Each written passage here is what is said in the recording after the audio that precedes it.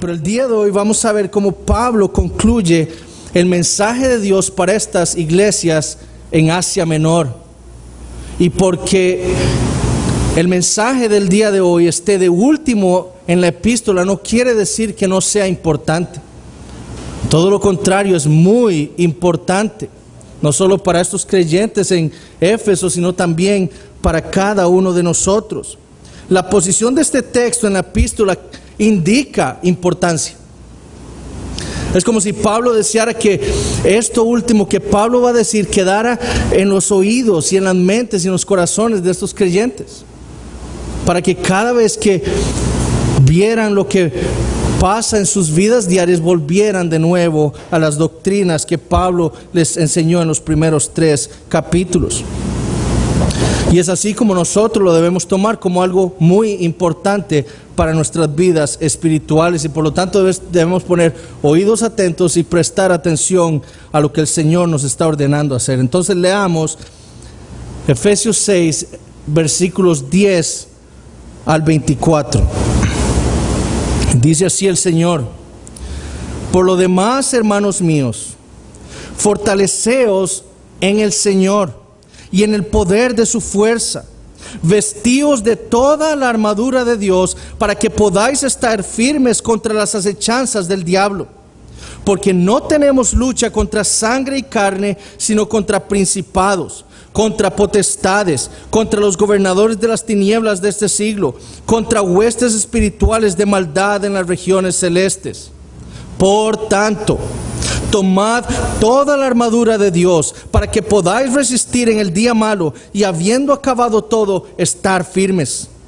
Estad pues firmes, ceñidos vuestros lomos con la verdad, y vestidos con la coraza de justicia, y calzados los pies con el apresto del evangelio de la paz. Sobre todo, tomad el escudo de la fe, con que podáis apagar todos los dardos de fuego del maligno. Y tomad el yelmo de la salvación y la espada del Espíritu, que es la palabra de Dios, orando en todo tiempo con toda oración y súplica en el Espíritu, y velando en ello con toda perseverancia y súplica por todos los santos y por mí, a fin de que al abrir mi boca me sea dada palabra para dar a conocer con denuedo el misterio del Evangelio, por el cual soy embajador en cadenas, que con denuedo hable de él como debo hablar, para que también vosotros sepáis mis asuntos, y lo que hago, todo os lo hará saber Tíquico, hermano amado y fiel ministro en el Señor, el cual envié a vosotros para esto mismo, para que sepáis lo tocante a nosotros y que consuele vuestros corazones. Paz sea a los hermanos y amor con fe de Dios Padre y del Señor Jesucristo. La gracia sea con todos los que aman a nuestro Señor Jesucristo con amor inalterable. Amén. Esta porción final del texto a los Efesios la podríamos dividir así. Primero, la realidad en la que nosotros como creyentes vivimos en el mundo. Y segundo, nuestra respuesta o qué debemos hacer nosotros ante esa realidad. Y después terminaremos con la bendición final que Pablo le da a esta iglesia o a estas iglesias. Entonces, primero, ¿cuál es la realidad en la que nosotros vivimos? Muchos cristianos de nuestros tiempos viven, por así decirlo, en un mundo de fantasía, y ven pasajes como este como algo que ya no ocurre, que no es importante para nosotros. Ven al cristianismo no como una batalla, como una guerra, sino como el escape a todo lo que está mal en nuestras vidas. Es decir, ¿está usted triste? Cristo lo va a alegrar. ¿Está usted en problemas económicos? Cristo le dará solvencia económica. ¿Está usted enfermo? Cristo lo sanará. Todo va a estar bien. Hágase cristiano y todos sus problemas se solucionarán. Eso es lo que ellos dicen. E ignoran todas las enseñanzas del Señor Jesucristo con respecto a que la vida del cristiano es una vida de constantes luchas, una vida de cargar nuestra propia cruz, de morir a nosotros mismos, de negarnos a nosotros mismos. Ignoran que como Pablo enseñó a estos hermanos, debemos vivir vidas como dice Hebreos 11, como vivieron los profetas de Hebreos 11. Acechados, aserrados, perseguidos de aquí por allá, vestidos en pieles, muertos a filo de espada. La verdad que debe saber todo cristiano, según Pablo, es esta: más real que el mundo físico en el que nosotros vivimos es el mundo espiritual. Lo que debemos saber es que a pesar de que en el mundo físico nosotros podamos vivir en paz, en el mundo espiritual nosotros estamos en guerra. Esa es la verdad. Una guerra espiritual. Y si nosotros como cristianos no estamos atentos y no conocemos y no reconocemos que esa es nuestra realidad, vamos a sufrir. Como les decía hace unas semanas, Costa Rica parece ser un país de paz. Externamente es un país de paz. Occidente lo conocemos como un continente en paz. Pero la realidad es que más que lo físico, más que lo externo, todo el mundo está en guerra. Hay una guerra espiritual desatándose en medio nuestro. Y esa guerra espiritual es tan real como el mundo físico. Y eso es lo que afirma Pablo en los versículos 10 al 12. Por lo demás, hermanos míos, fortaleceos en el Señor y en el poder de su fuerza, vestidos de toda la armadura de Dios para que podáis estar firmes contra las acechanzas del diablo. ¿Por qué? ¿Por qué debemos hacer esto? Porque no tenemos lucha contra sangre y carne, sino contra principados, contra potestades, contra los gobernadores de las tinieblas de este siglo, contra huestes espirituales de maldad en las regiones celestes. Esa es nuestra realidad. Ahora, Pablo no está diciendo aquí que no tengamos más luchas. En el capítulo 4, empezando en el versículo 17 hasta el capítulo 6, versículo 9, Pablo está hablando de otra lucha que tenemos nosotros con nuestra carne. Y debemos constantemente luchar contra nuestra carne, despojándonos del viejo hombre, vistiéndonos del nuevo, para no hablar mal, para no ser desobedientes a nuestros padres, para ser buenos esposos, como Dios quiere, para ser buenas esposas. Eso es una lucha que existe también. Entonces Pablo no está hablando aquí que la única lucha del cristiano es contra todo esto. No, hay una lucha que Pablo ya ha hablado acerca de ella, que es la lucha contra nuestra carne. Y Pablo dice, por lo demás. Y en griego lo que Pablo está queriendo decir es que esta sección que sigue es de suma importancia. Viene a ser la última parte, el resumen. Todo tiene que ver con esto. Debido a la elección que Dios hizo en la eternidad de cada uno de nosotros, debido a la salvación que nosotros hemos recibido por gracia, debido a que hemos sido puestos en una iglesia para ser edificados por Dios, debido a que estamos siendo edificados por Dios, debido a que tenemos el Espíritu Santo en nosotros, debido a que hemos sido rescatados de este mundo malo, debido a todo eso nosotros estamos en guerra. Por lo demás, hermanos. Eso es lo que Pablo quiere decir. Esa frase en español, por lo demás, indica que todo lo que ha sido dicho antes viene a ser resumido ahora. Y Pablo dice algo muy importante de esa realidad. Primero nos va a describir esa realidad espiritual, esa guerra espiritual que batallamos. Y segundo, nos va a dar información acerca del gran enemigo de todo cristiano. Y nos va a dar información porque es importante que sepamos quién es Él, si queremos luchar contra Él. Entonces, la realidad es esta: nosotros estamos en una guerra espiritual.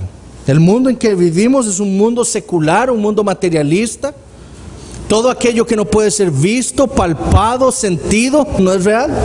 Y por eso, si nosotros hablamos del diablo, la gente se ríe, o de demonios, porque vivimos en un mundo secular, un mundo materialista.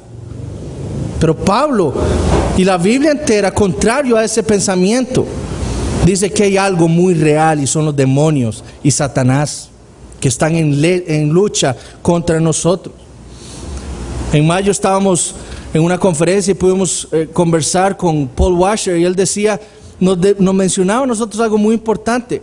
Y él nos decía, esos indígenas que agarran una gallina y se meten a la selva y la sacrifican a los demonios, ellos están más conscientes de la realidad que nosotros. Porque ellos saben que hay demonios. Ellos saben que hay demonios que luchan contra los hombres. Y nosotros como cristianos no debemos perder nunca eso de vista. Debemos saber y reconocer que hay demonios y que hay un enemigo que es Satanás y que está luchando contra nosotros. No tenemos lucha contra lo físico, dice Pablo, contra la carne o la sangre, sino contra espíritus malvados. Ahora, muchos leerían en ese versículo, lo leerían así: porque no tenemos lucha contra sangre y carne, sino contra principados, potestades, los gobernadores de las tinieblas de este siglo, las huestes espirituales de maldad en las regiones celestes. Pero eso no es lo que escribe Pablo. Y debemos preguntarnos, ¿por qué es que Pablo menciona ahí tantas veces esa palabra contra? Noten, él dice contra principados, contra potestades, contra los gobernadores de las tinieblas de este siglo, contra huestes espirituales. Pablo claramente está diferenciando a todos estos seres. Ahora, para algunos, Pablo lo que está haciendo aquí es describiendo diferentes rangos en ese ejército maligno: principados, potestades, gobernadores y huestes, como si fuera un ejército y haya rangos ahí.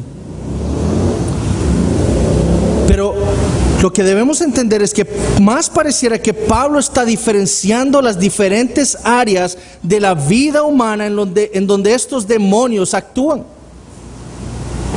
Nosotros sabemos que los países están compuestos por gobiernos o reinos.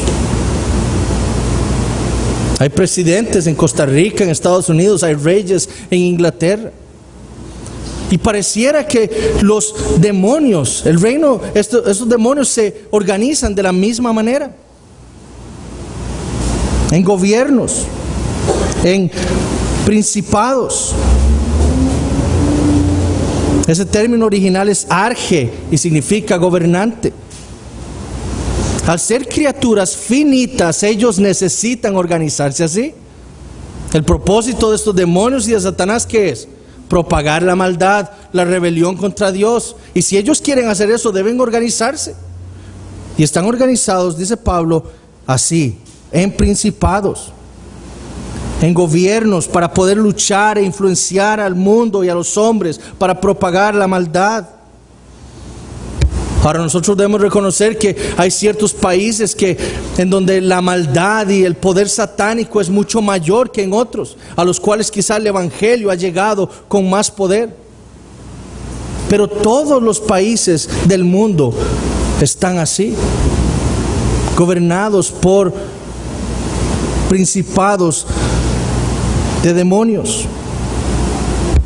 Y lo vemos a estos gobiernos como empiezan a crear leyes, por ejemplo, que sean antibíblicas, en pro del aborto, en pro del homosexualismo, del matrimonio gay, acechando al cristianismo, la intolerancia contra el cristianismo. Esa es la influencia de esos principados demoníacos actuando en el mundo, en contra de lo que Dios ha establecido. Ahora hay otras cosas, son potestades, dice Pablo también. Esa es nuestra lucha también contra potestades. Ese término ahí significa poder o potestad. Y más que con gobierno, tiene que ver con control. Es decir, el propósito de estas potestades satánicas es controlar no solo territorios terrestres, sino también culturas y valores. Así es como están organizados para influenciar y propagar el mal. Y los cristianos debemos saber que la cultura y los valores de este mundo son anticristianos, son satánicos. el materialismo, el consumismo, el egoísmo, el secularismo, todas esas cosas son demoníacas y satánicas. Y debemos reconocer eso. Pablo dijo, el mundo anda en la vanidad de su mente. El mundo anda diferente, por un camino diferente al que Dios ha establecido.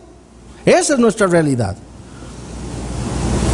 Pablo lo escribió en el capítulo 2 diciendo que ese es el espíritu que opera en los hijos de desobediencia.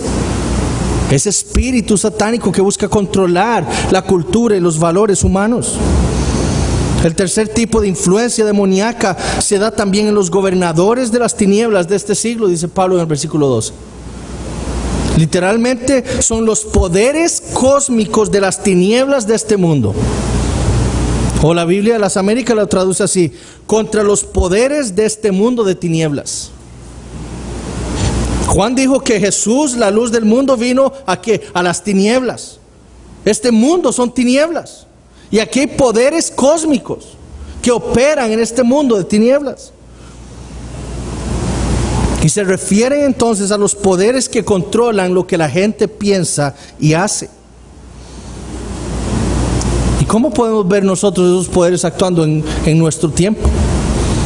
En los medios, en la televisión, en los comerciales, en el cine, en Hollywood, en los periódicos, en las revistas.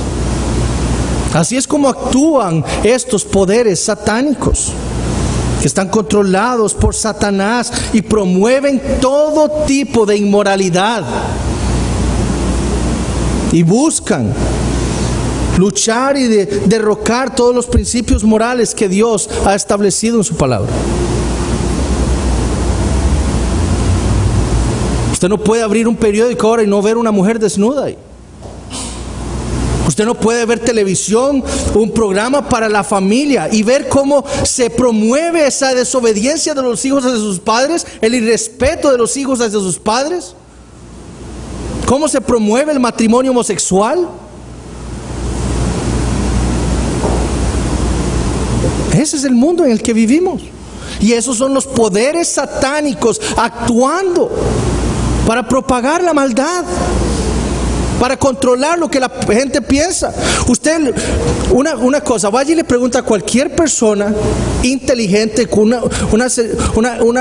la persona, un profesor universitario, y le pregunta ¿por qué el matrimonio gay está bien? Bueno, porque debemos ser tolerantes. Pero ¿por qué? Pues que Satanás ha querido meter ese engaño, ha venido metiendo ese engaño poco a poco. Estrellas de cine llevando ese estilo de vida. Entonces, tiene que estar bien. Si todo el mundo lo hace, tiene que estar bien. Eso es Satanás controlando lo que la gente piensa acerca de la inmoralidad. Esas cosas no se veían hace 50 años. Y mucho menos hace 200 años. Pero Satanás va actuando para que ese como nosotros ya lo habíamos dicho, esa ofensa para los hombres en contra de la inmoralidad ya no ocurra. Y los hombres estén cómodos con ver la inmoralidad por todo lado.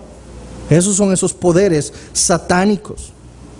Los jóvenes cristianos deben saber que la moda del mundo está dirigida por Satanás. Él quiere que las mujeres se vistan indecorosamente, que los hombres se vistan como mujeres, con pantalones tallados, que se pinten las uñas, que se depilen. Los hombres deben saber que Satanás está detrás de todo aquello que busca derrocar el matrimonio como fue establecido por Dios.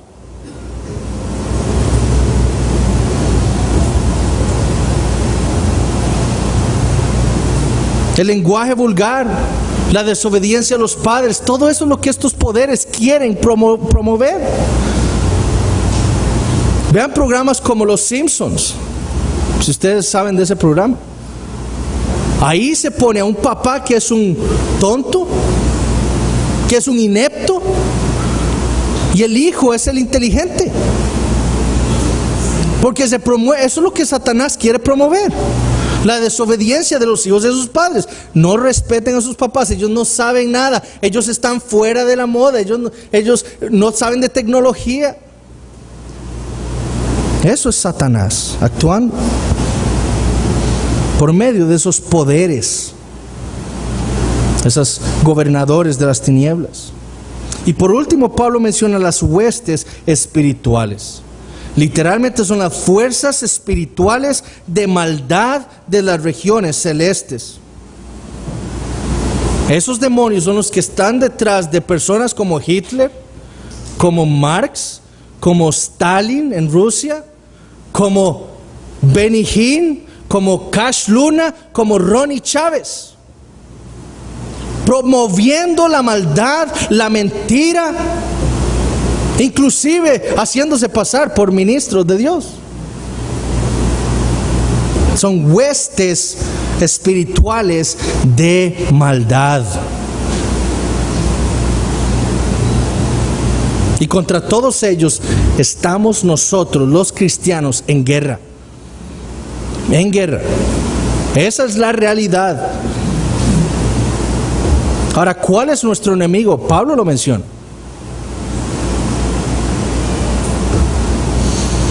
Versículo 11. Para que podáis estar firmes contra las acechanzas del diablo. Ese es nuestro enemigo. Ese término diablo significa enemigo, significa el acosador o el acusador. Y es contra él que estamos nosotros en guerra. La Biblia le llama a él la serpiente antigua, el engañador. Y sabemos que es un engañador si Pablo lo está diciendo ahí. Para que podáis estar firmes contra las acechanzas del diablo. Esa palabra acechanzas en el griego es methodeias. Suena a métodos. Satanás usa métodos, planifica estratégicamente ataques contra nosotros. Porque es un engañador. Desde el principio es un engañador. Y busca planificar estrategias para engañar a los hombres.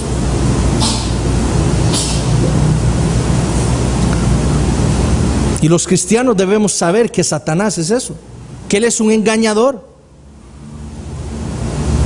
que él pretende vestirse como un ángel de luz, que pretende ser nuestro amigo como lo fue con Eva, pretende ser nuestro consejero, pero lo que es un engañador y busca engañarnos, Y debemos saber esto. Si vamos a luchar contra este enemigo, debemos saber eso. Él es un engañador. Segundo, Pablo lo describe como un enemigo perverso. Es él quien está detrás de toda la maldad que hacen estos demonios suyos. Él es quien los gobierna. Él es quien los dirige. Él es quien gobierna todos estos principados, potestades, gobernantes y huestes de maldad. Él es perverso y destructivo, y por eso en el versículo 16 Pablo le llama el maligno, el malo, el perverso.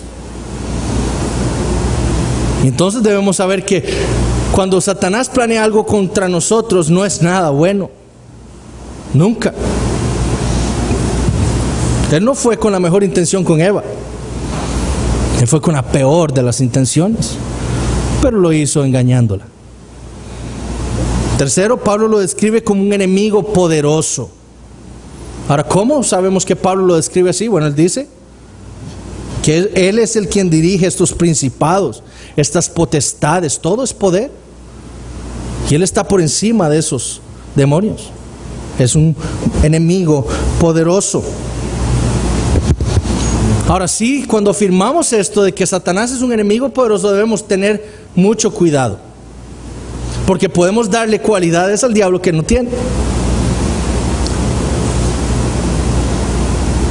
Muchos cristianos se han equivocado al darle a Satanás un poder que él no tiene, y han caído en lo que se llama el dualismo. El dualismo es aquella enseñanza que enseña que hay una guerra, una lucha entre iguales, entre el bien y el mal. Dos seres igualmente poderosos que están luchando uno contra otro. Eso es antibíblico.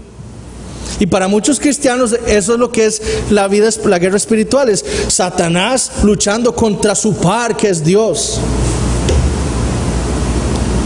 La Biblia nos dice que solo Dios es todopoderoso, que Él es Dios, el único Dios, que Él es soberano y que todo lo demás, incluyendo a Satanás y los demonios, son sus criaturas.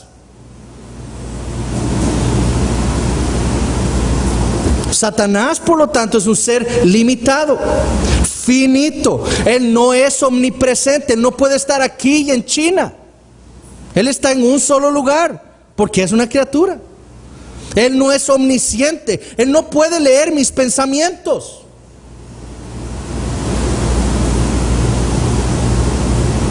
Él no es todopoderoso. Y lo único que Satanás puede hacer es lo que Dios le permite hacer. No puede hacer más, porque Él es una criatura, pero sin embargo es muy poderoso. Y el cristiano caería en un gran peligro pensar que puede luchar con sus propias fuerzas contra Satanás, porque Él es muy poderoso y es muy engañoso y es muy astuto.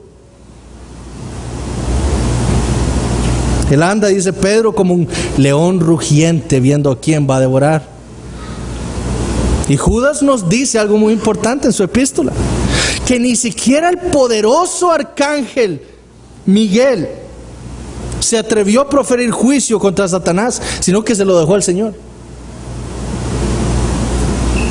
Ni siquiera un ser tan poderoso como el arcángel Miguel. Ahora, si esa es nuestra realidad, si nosotros estamos en una guerra espiritual, si tenemos un enemigo poderoso, ¿qué es lo que debemos hacer? Ese es el segundo punto. ¿Qué es lo que nosotros debemos hacer? ¿Cuál debe ser nuestra respuesta? Versículo 10. Por lo demás, hermanos míos, fortaleceos en el Señor y en el poder de su fuerza. Y versículo 11, vestíos de toda la armadura de Dios. Entonces, lo primero que debemos hacer es fortalecernos en el Señor y en el poder de su fuerza. Y segundo, vestirnos de toda la armadura de Dios. ¿Qué significa primero fortalecerse en el Señor? Esa frase en el Señor ya ha sido común en toda esta epístola. Y significa esa unión del creyente con Cristo, esa unión mística entre el creyente y el místico, entre el creyente y Cristo, la cual es la esencia de la salvación. Si usted no está en Cristo, no es salvo. Si usted está en Cristo, es salvo. Esa unión nos dice a nosotros que hemos sido cubiertos por la sangre de Cristo, por su justicia, que somos miembros de su familia, que somos amados por el Padre y que tenemos paz con Dios. Efesios 2, Él es nuestra paz. En la cruz Él derribó toda esa pared, Él derribó toda enemistad que había entre Dios y nosotros. Nosotros podemos temerle a las tentaciones de Satanás, al pecado. Pero el cristiano es fortalecido cuando medita en esa unión que hay con Cristo. En todas las bendiciones espirituales que hemos recibido del Padre. Meditar en esas verdades espirituales que Dios nos ha dejado. Por ejemplo, en los primeros 3 capítulos de Efesios nos fortalecen. Saber que Dios me eligió a mí, que tiene un propósito para mi vida, que yo soy su poema. Saber que Él me ha salvado, que Él me ha perdonado en Cristo. Eso me fortalece. Eso es fortalecerse en el Señor. Pablo quiere que nosotros nos fortalezcamos, que nos empoderemos, por así decirlo, al meditar en todo esto, en esas bendiciones que son nuestras ahora. Y como vamos a ver más adelante, por eso es tan importante que todos los días los creyentes mediten en el Evangelio. No solo nos va a bendecir espiritualmente, sino que nos va a fortalecer. Y nos va a preparar para esa guerra espiritual cuando llegue. ¿Qué significa fortalecerse en el poder de su fuerza? Bueno, significa reconocer no que Dios nos da vitaminas para que seamos fuertes, sino en reconocer que es Dios el poderoso. La semana pasada el pastor Eric nos enseñaba esto en Josué capítulo 11. Y cuando se formó esta alianza satánica en contra del pueblo de Israel, y en el versículo 6 de Josué 11, Dios le dice a Josué: no tengas temor de ellos, porque mañana a esta hora yo entregaré a todos ellos muertos delante de Israel. ¿Qué hizo Josué? Se fortaleció en saber el poder de Dios, de Jehová. Sería Él quien entregaría muertos a todos sus enemigos. Y por un lado Josué debía dejar de temer, precisamente porque quien peleaba por Israel no era Josué, era Dios, el Dios todopoderoso, que los había sacado de Egipto y les estaba entregando una tierra a ellos. Igualmente nosotros, cuando reconocemos esa guerra espiritual en la que estamos, que está en medio nuestro, nos consolamos en saber que este Dios que nos ha adoptado a nosotros como hijos es todopoderoso.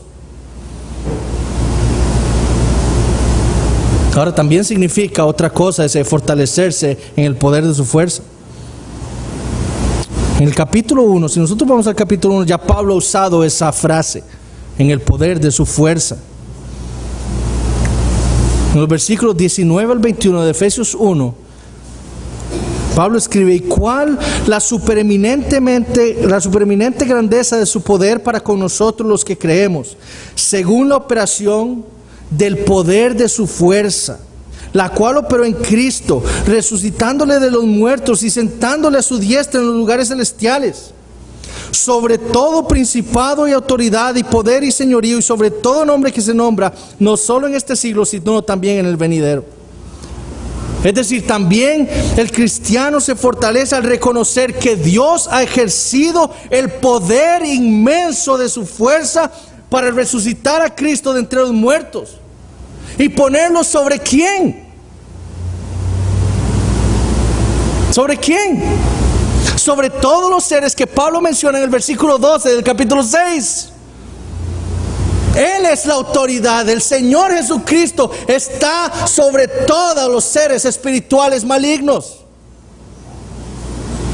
Nos consolamos al saber eso, que Dios el Padre lo resucitó de entre los muertos y lo puso por sobre todos esos seres malignos. Nuestro Rey los gobierna a ellos. Y somos consolados en eso. Y también nos consolamos en que ese poder de su fuerza también no solo fue aplicado en Jesús, sino en nosotros, para levantarnos de entre los muertos y darnos vida espiritual. Nos consolamos entonces al saber de ese poder infinito, de la fuerza de Dios para darnos vida y salvarnos. Ahí está nuestro consuelo. Esa guerra no se gana en fuerza humana, sino en el poder de la fuerza del Dios infinito. ¿Qué más debemos hacernos? Dice Pablo. Debemos vestirnos de toda la armadura de Dios. Como le sucedió a Josué en el capítulo 11. Ciertamente era Dios el que iba a entregar a esos muertos, pero Josué no tenía que quedarse de manos cruzadas. No, Josué debía tomar a todo su ejército e ir a luchar.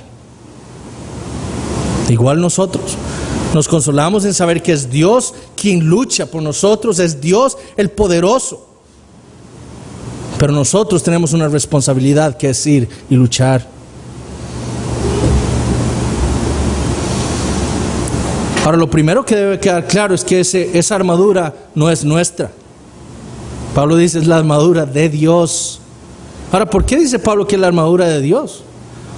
Bueno, quizás Pablo esté pensando en Isaías capítulo 59, versículos 16 y 17, donde el profeta dice, y vio que no había hombre, y se maravilló que no hubiera quien se interpusiese, y lo salvó su brazo, y le afirmó su misma justicia.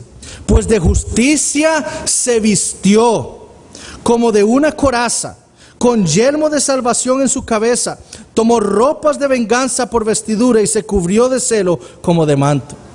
¿Quién se vistió ahí? Jehová. Esa es la armadura de Dios. Y por lo tanto esa es la armadura que nosotros debemos ponernos. ¿Por qué debemos ponernos esa armadura? Porque el cristianismo no es algo refinado. El cristianismo es una guerra. Y por eso necesitamos una armadura.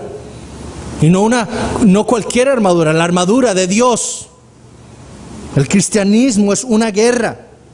Ser cristiano significa ser un soldado en el ejército de Cristo.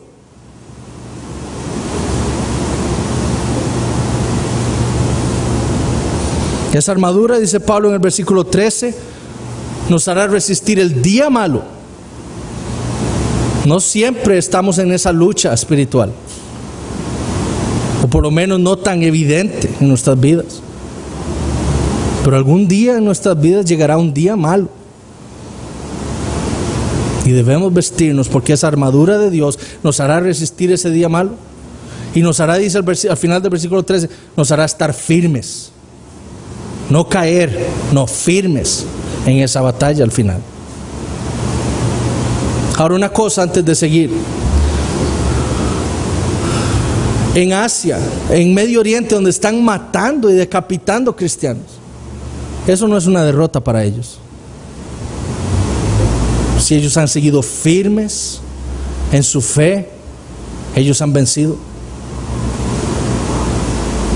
Entonces, muchas veces esas cosas que nos pasan no significan que estemos derrotados, significan que aún seguimos firmes.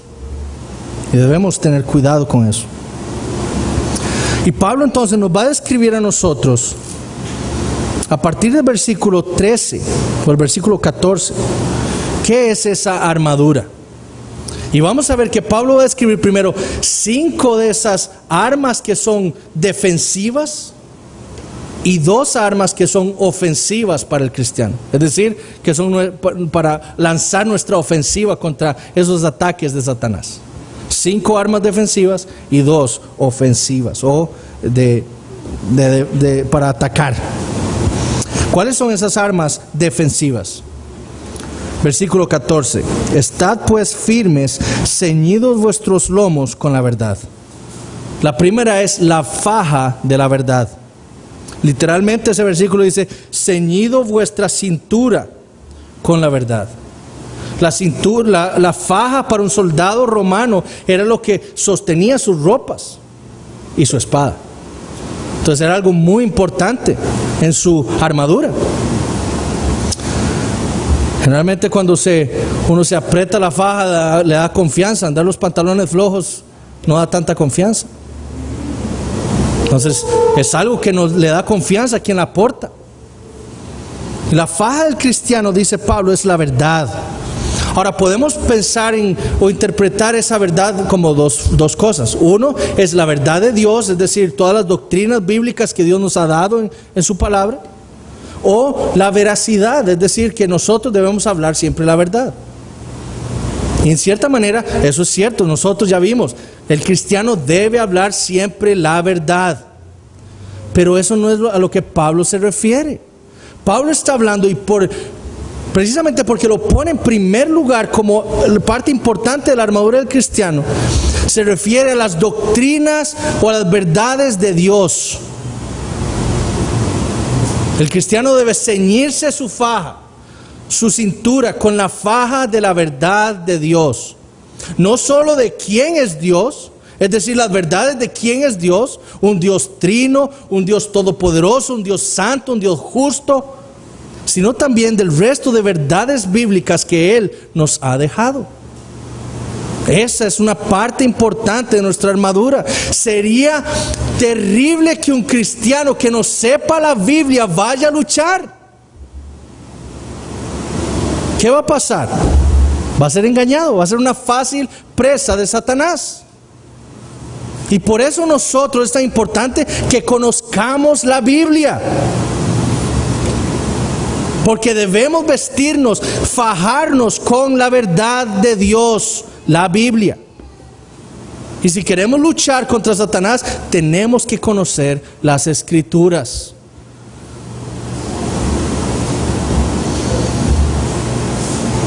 El problema de muchos cristianos que son derrotados por Satanás constantemente es porque no conocen de la Biblia.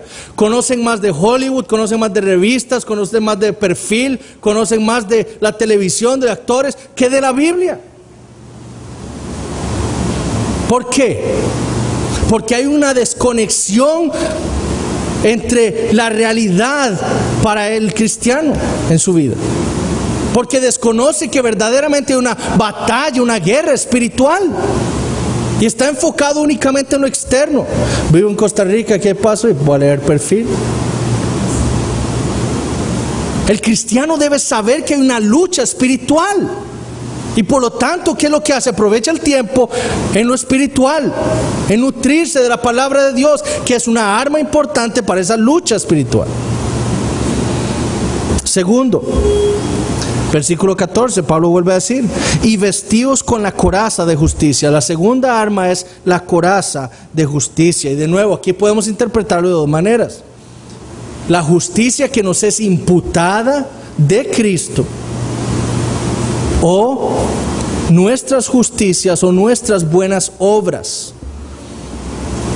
Ahora, me parece que lo más correcto es interpretar lo que nosotros debemos vestirnos con esa coraza que corresponde a nuestras buenas obras. Vivir piadosamente. ¿Por qué? Porque en el momento en que nosotros creemos y somos regenerados y nos arrepentimos, somos justificados. En ese momento es que Dios nos imputa la justicia de Cristo, la cual no podemos perder nunca. Esa justicia perfecta de Cristo es nuestra en el momento en que creemos y nos arrepentimos.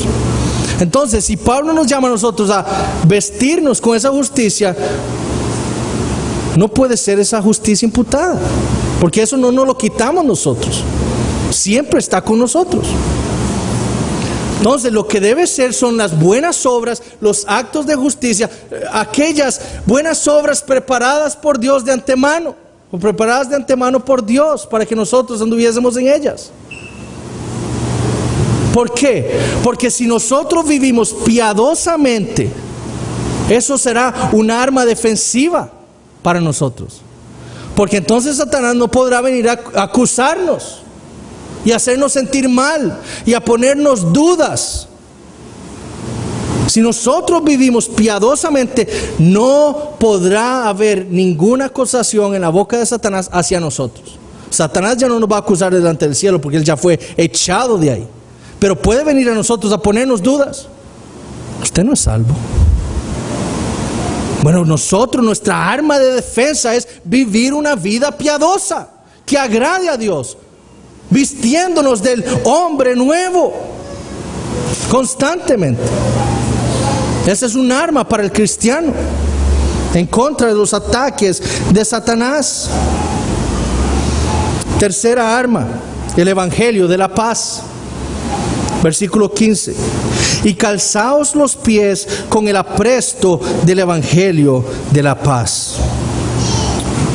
Literalmente lo que Pablo dice es que los cristianos deben calzar sus pies con el apresto. Esa palabra en el original puede significar preparación, disposición, prontitud, pero también puede significar esto, y es muy importante: un cimiento seguro. Y ya les voy a explicar por qué es importante. Para muchos este pasaje lo que está diciendo es que nosotros como cristianos debemos ser prontos a evangelizar, a predicar el evangelio a otras personas. Pero eso no es lo que Pablo dice. Esto es una guerra. Aquí no está hablando de predicar el evangelio. Está diciendo que nosotros debemos vestirnos con el apresto del evangelio de la paz. Pablo está hablando aquí de una guerra espiritual, de algo que nosotros como cristianos debemos ponernos para luchar. En la antigüedad, cuando el ejército romano iba a luchar contra otro ejército, ustedes saben que se ponían de acuerdo y vamos a luchar, nos vamos a topar en tal lado y vamos a luchar. Entonces los soldados romanos iban y agarraban estacas muy finas y las enterraban en la tierra y dejaban la punta de la estaca afuera. Muchos de esos soldados de otras naciones no usaban calzado. Entonces cuando iban a correr contra los soldados romanos, majaban esas estacas y ya no podían luchar. No podían luchar. En cambio los soldados romanos, ¿qué hacían? Ellos usaban calzado y se lo amarraban bien con cintas para que no se pudiera zafar. Y ellos no se veían afectados por esas cosas enterradas en la tierra. Bueno, Pablo está hablando de esa guerra espiritual y de nuestra armadura defensiva. Y esa palabra que ahí se traduce como apresto debe ser entendida como cimiento, como un cimiento seguro.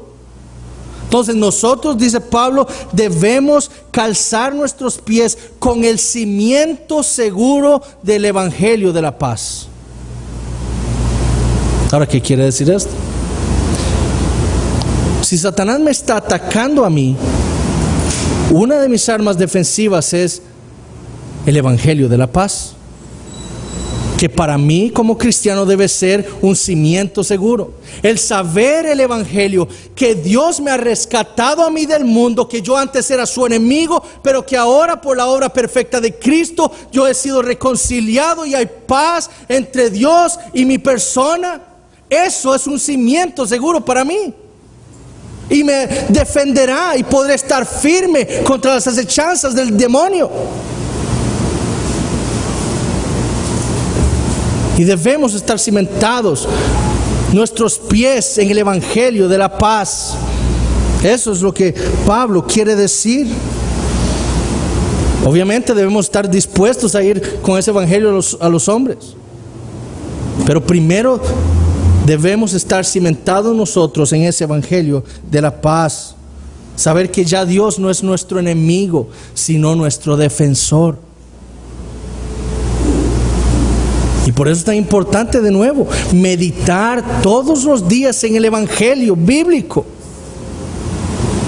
¿Cómo voy a luchar si yo no he meditado en el evangelio?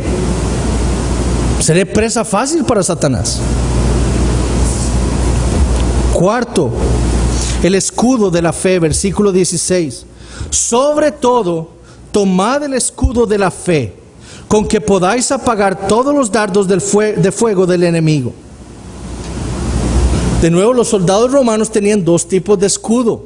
Uno que era pequeño y que era fácil de maniobrar, especialmente lo usaban para las luchas mano a mano. Pero habían unos escudos grandes que prácticamente los cubrían a ellos, a su cuerpo entero. Y eran los que usaban cuando iban a luchar contra un ejército enemigo. Y entonces se ponían todos los soldados como en filas enormes, cada uno de estos soldados con su escudo, y formaban una pared impenetrable.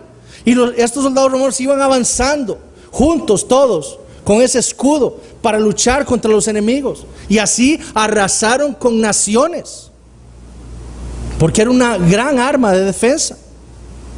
Los enemigos no podían penetrar ese escudo, esa pared de escudos humanos. Bueno, el escudo del cristiano es la fe.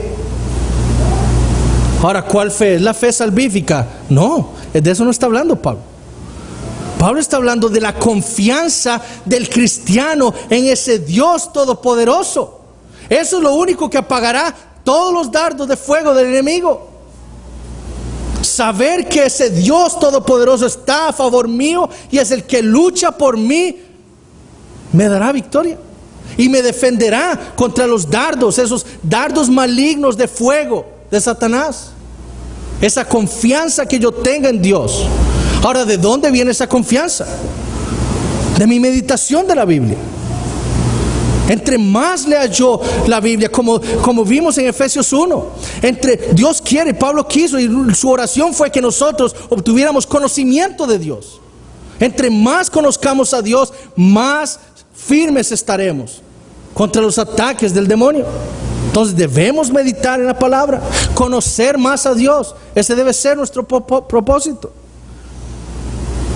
Sin esa fe no habrá victoria. Quinto, el yelmo de la salvación, versículo 17. Y tomad el yelmo de la salvación. Pablo está diciendo aquí, para luchar esta guerra espiritual deben reconocer siempre que ya han sido salvados por Dios. El yelmo de la salvación está en nuestra cabeza, nuestro casco. Ese conocimiento nos puede dar confianza, nos da confianza en la batalla. Saber que ya hemos sido salvados por Dios, que nuestra eternidad es segura, nos da firmeza, nos cimienta en la batalla. Ahora, en 1 Tesalonicenses 5, versículo 8, Pablo dice algo interesante.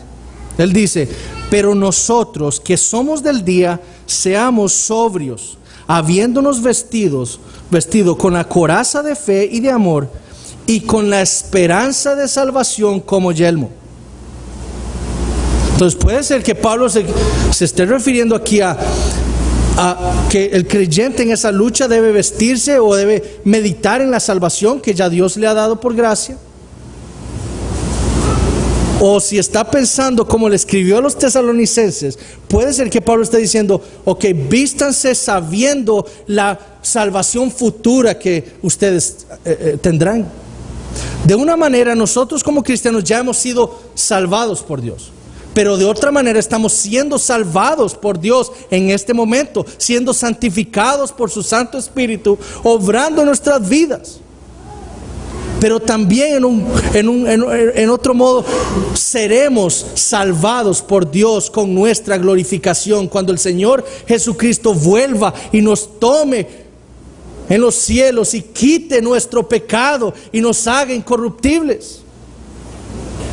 Eso también nos da esperanza y nos fortalece en la batalla. Saber de esa salvación futura. Que ahora quizás yo pueda caer por mi pecado y Satanás venga en contra mía y a poner dudas en mi vida. Pero si yo sé que yo he sido salvado por Cristo y yo amo a Cristo y yo me arrepiento de mi pecado y confío en esa promesa de Dios de salvación futura, me levanto confiando en su poder. Me da esperanza. Ahora, ¿cuáles son las dos armas de ataque del cristiano? Versículo 17. Y la espada del Espíritu, que es la palabra de Dios. La espada del Espíritu. La espada del creyente con la cual ataca es la palabra de Dios. Y es interesante que aquí Pablo no usa el término usual para describir la palabra de Dios.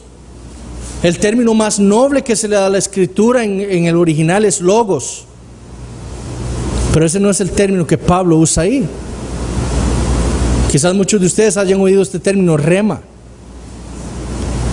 La rema de Dios. Ese es el término que Pablo usa ahí. La rema de Dios. Ese término literalmente significa dicho, un dicho. Pero en el contexto en el que Pablo lo dice, significa una porción de la Escritura.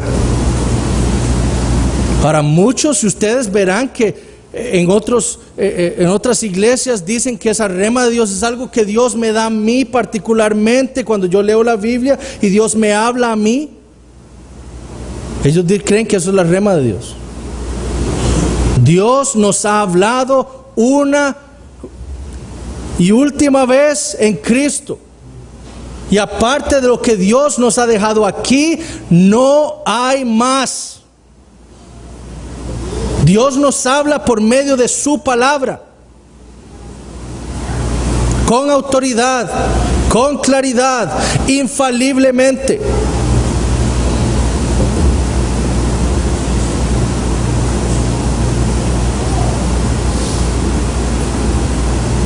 Efesios 5:21 es una rema de Dios.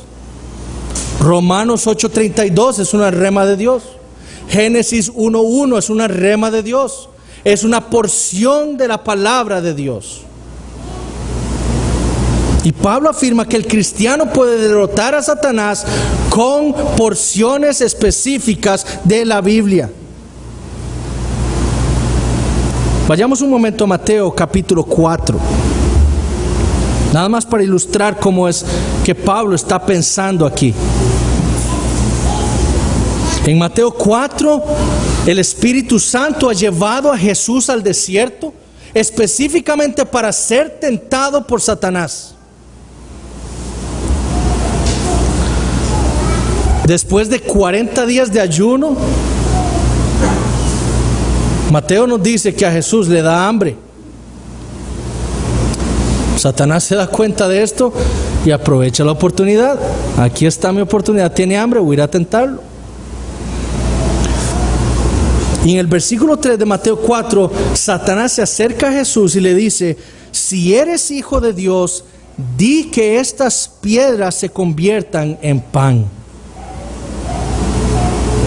Ahora, ¿no hubiera estado mal que Jesús hubiera usado sus poderes divinos para convertir esas piedras en pan?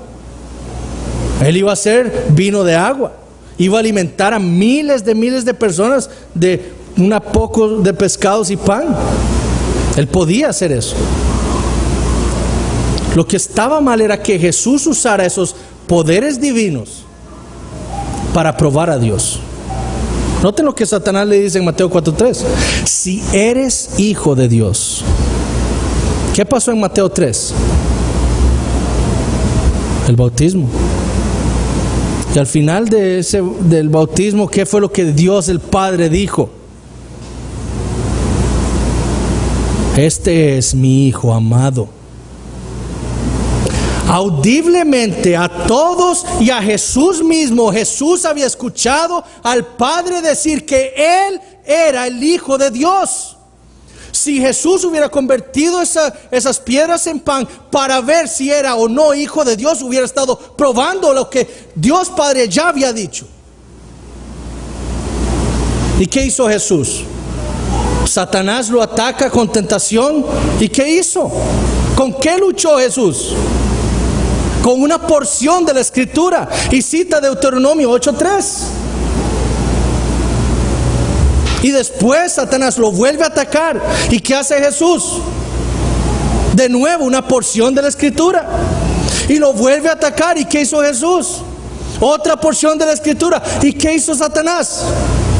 Se fue. Lo derrotó Jesucristo, el Hijo de Dios. Y Pablo nos dice que esas porciones de la Escritura para nosotros como cristianos son armas poderosas contra Satanás. Ahora, ¿qué es lo que debemos hacer nosotros? Memorizarla. O cuando llegue Satanás a tentarme, le voy a decir: suave, espérese que llegue a mi casa, tome mi Biblia, entonces para poder luchar, así no. Satanás es perverso y aprovecha nuestros mayores estados de debilidad para llegar a nosotros. Si nosotros, como David, no guardamos la palabra de Dios en nuestro corazón, somos presas fáciles. Y es importante que cada uno de nosotros medite en esto y en la importancia que es la memorización bíblica. Memorizar la Escritura es llevar la palabra de Dios en nuestro corazón, con nosotros en todo momento. Satanás viene, ¡pum!, ahí está la palabra de Dios. Pero debemos memorizar. Esa debe ser una disciplina nuestra. No solo orar, debe ser memorizar la palabra. Sumamente importante. E inculcarle eso a nuestros hijos, que memoricen la Escritura.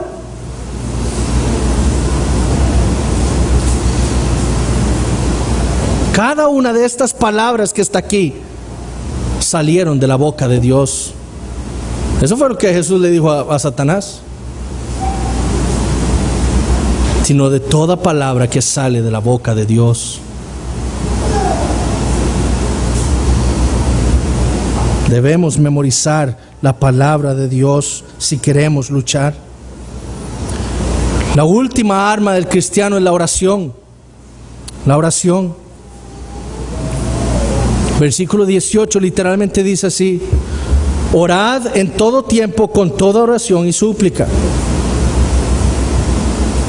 La oración es un arma.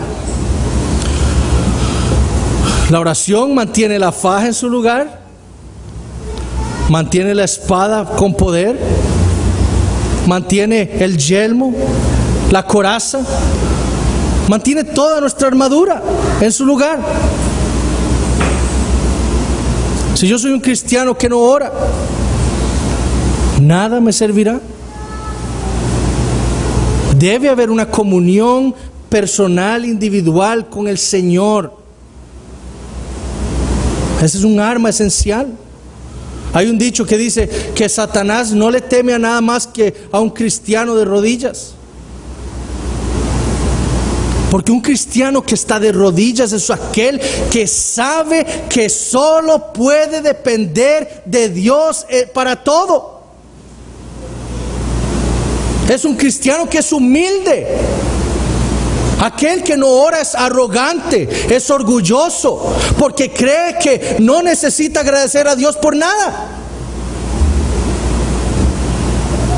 Pero el cristiano que ora es humilde,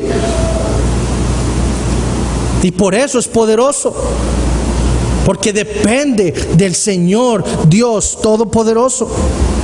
Ahora Pablo nos habla ahí sobre cómo deben ser esas oraciones, y aquí podemos hablar un sermón sobre la oración. Pero Pablo dice ahí que esas oraciones deben ser en todo tiempo, o sea, siempre. Cada situación de nuestra vida debe provocar en nosotros ese deseo de ir a Dios en oración, no solo cuando nos pasan cosas malas, como muchos hacemos. Estamos sufriendo, ahora sí voy a orar y paso una semana orando. Ya Dios resuelve lo que estaba mal y ya me olvidé. En todo tiempo, siempre, toda situación en mi vida debe provocar en mí un deseo de ir a Dios en oración. Segundo, son todo tipo de oraciones y súplicas. Muchos creen que orar es nada más irle a pedir a Dios. No, una oración es algo, es muy específico. Nosotros en la oración vamos a adorar a Dios. Le adoramos primero. El modelo de Jesús en la oración. Vamos y le agradecemos por todo lo que nos ha dado, por la gracia que ha derramado sobre nosotros.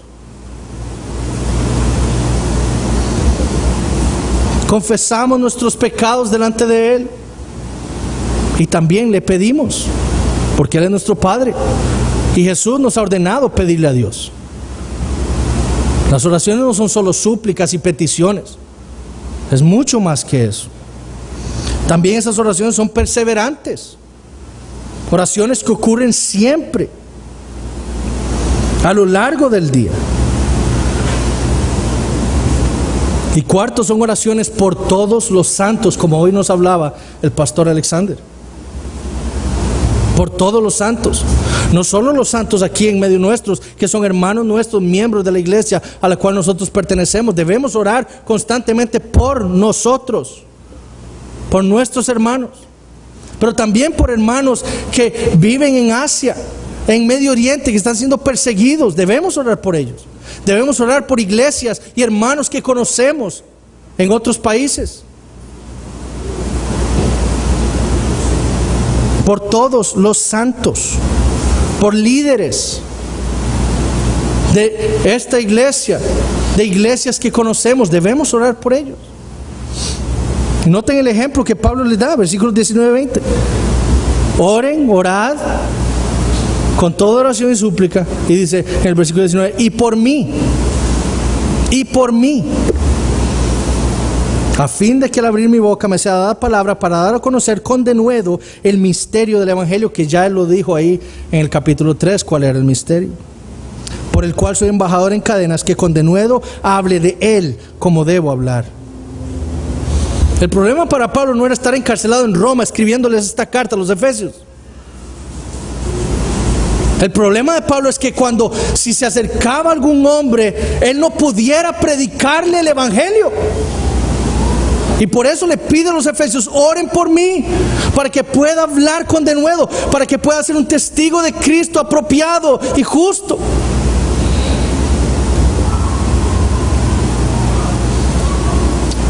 Ahora, algo que yo he notado es que muchas veces nosotros llegamos y estamos, por ejemplo, aquí los miércoles, que Dios nos ha provisto de un día en donde nosotros podemos congregarnos a orar. Y debemos aprovecharlo. ¿Quién puso el miércoles? Nosotros, sí, pero fue Dios quien nos dio el miércoles a esta iglesia para orar.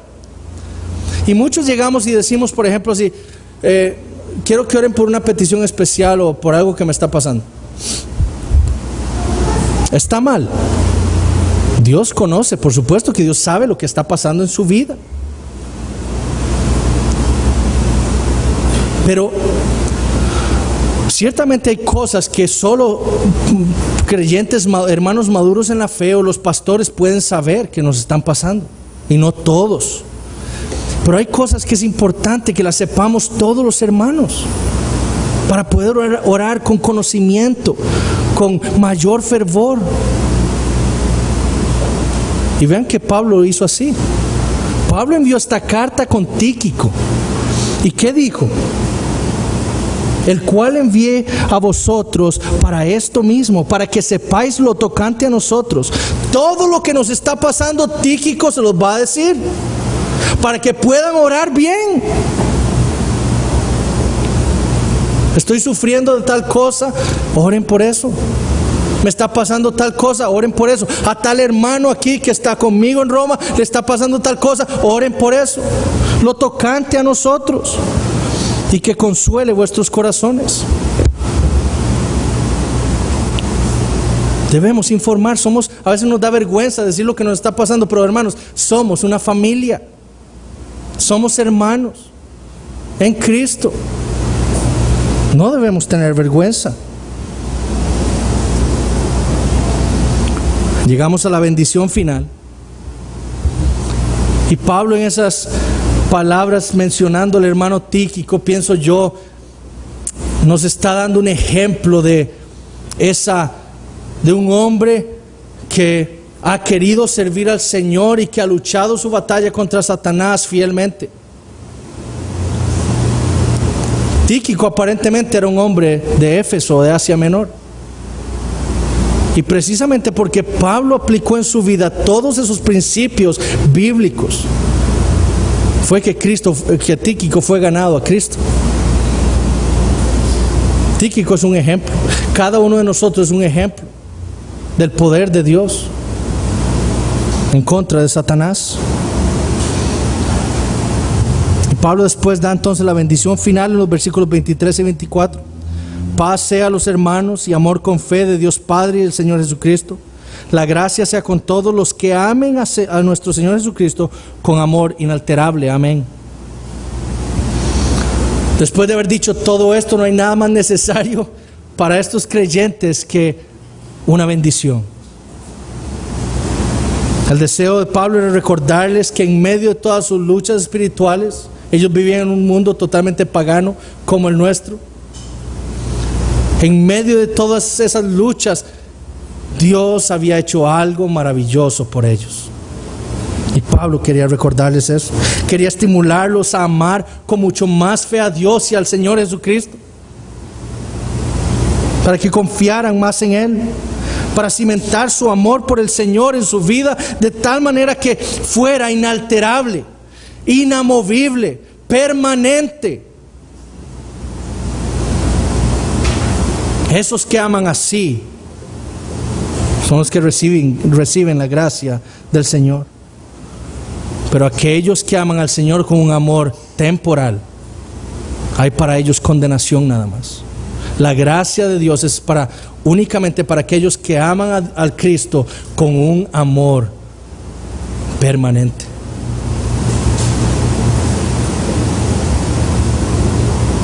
Y si hay algo que debemos recordar al terminar esta epístola,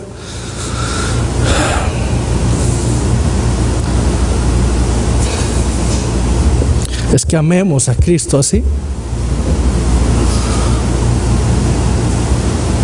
con un amor que crece cada día meditando en ese evangelio, en esas buenas noticias para nosotros, todos los días. Ese amor que hemos recibido del Padre en Cristo, sabiendo que Él es en Cristo en que está nuestra victoria. William Gurnall, un puritano que escribió un libro como de 900 páginas sobre estos versículos que acabamos de ver. 900 páginas. 300 de ellas eran sobre la oración.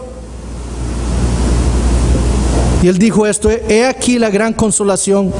El final de la batalla depende de Dios, no de tu capacidad ni de tu fuerza. Depende de Dios. Consolémonos entonces en esto. La guerra fue ganada por el Señor Jesucristo en la cruz.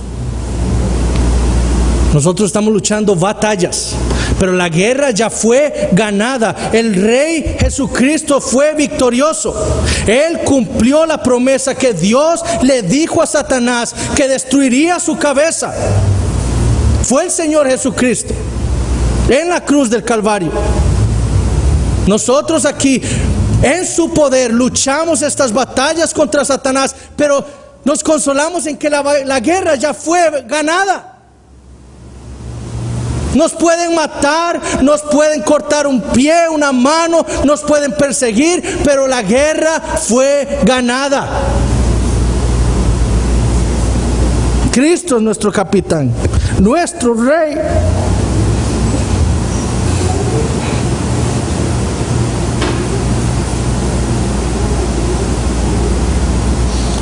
Gracia y paz. Pablo empezó esta epístola así: gracia y paz, y la concluye exactamente igual: gracia y paz. En eso debemos recordar siempre la gracia que hemos recibido de parte de nuestro Padre y la paz que solo hay en Cristo. Si usted no es creyente, usted es un enemigo de Dios. La única paz que hay está en Cristo Jesús. Usted debe poner su fe en Él, creer en Él, arrepentirse de su maldad. Gracia y paz. Oremos.